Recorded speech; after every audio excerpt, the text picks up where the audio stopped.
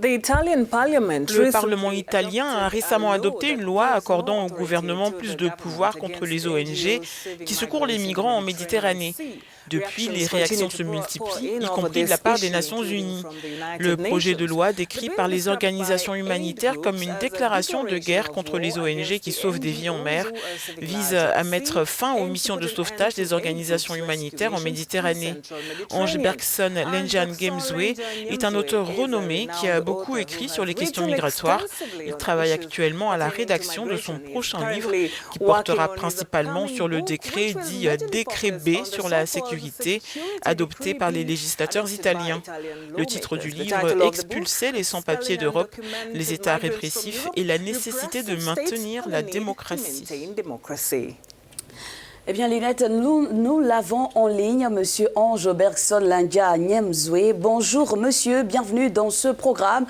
Comment réagissez-vous à ce texte qui vient d'être adopté et qui réprime plus sévèrement les ONG qui tentent de venir en aide aux migrants dans la Méditerranée?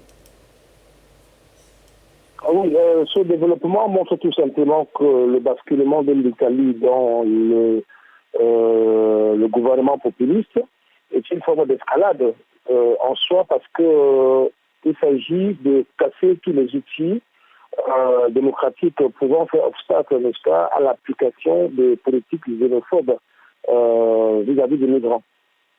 Je pense que cela devient un laboratoire au sud de l'Europe parce que n'oublions pas que à côté de l'Italie, on a des pays comme la France ou la Belgique où effectivement ces gouvernements autoritaires, ces populismes-là ne sont pas loin d'enclencher les marches du pouvoir. Donc il y a un vrai risque, n'est-ce pas, de basculement de l'Europe dans une forme de dictature pour se protéger des migrants, Vous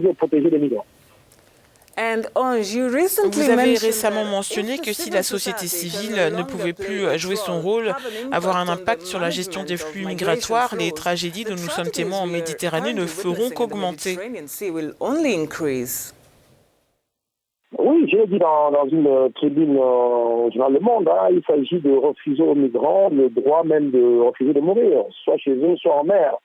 C'est-à-dire que quand on empêche, n'est-ce pas, le sauvetage en mer, quand on criminalise ceux qui soutiennent les migrants, on est dans une sorte d'escalade où le fondement de la politique, c'est-à-dire la protection et l'amélioration de la vie humaine, ce fondement-là est bafoué au nom, n'est-ce pas, du gouvernement autoritaire de la présence des étrangers.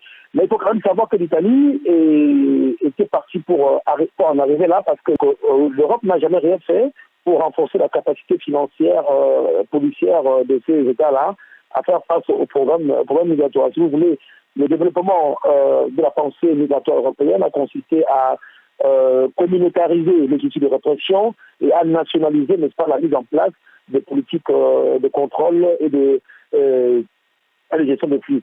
Donc, les Italiens ont attendu de voir l'aide européenne venir, elle n'est jamais venue.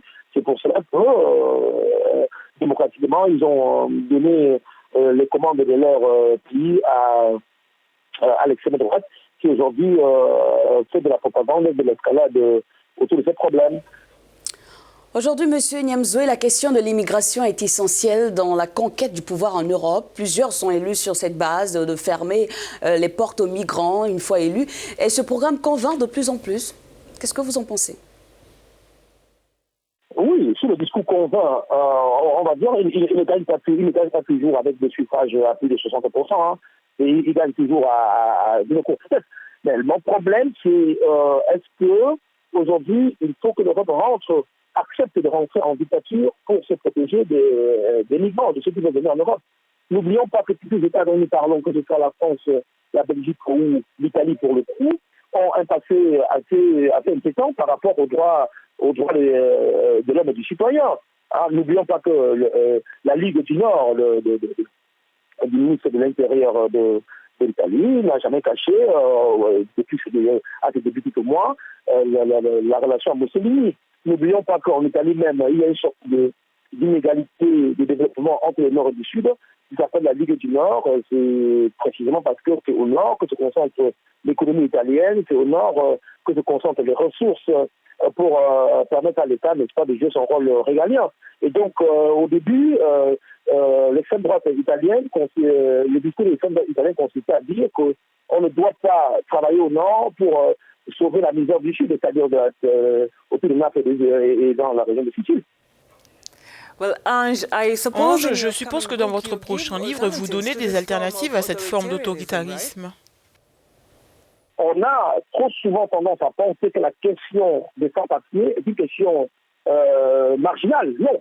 Il se joue dans la question des sans-papiers l'avenir de démocratie comme suprême, fondée sur le débat et sur la relation entre l'état de droit et les libertés individuelles.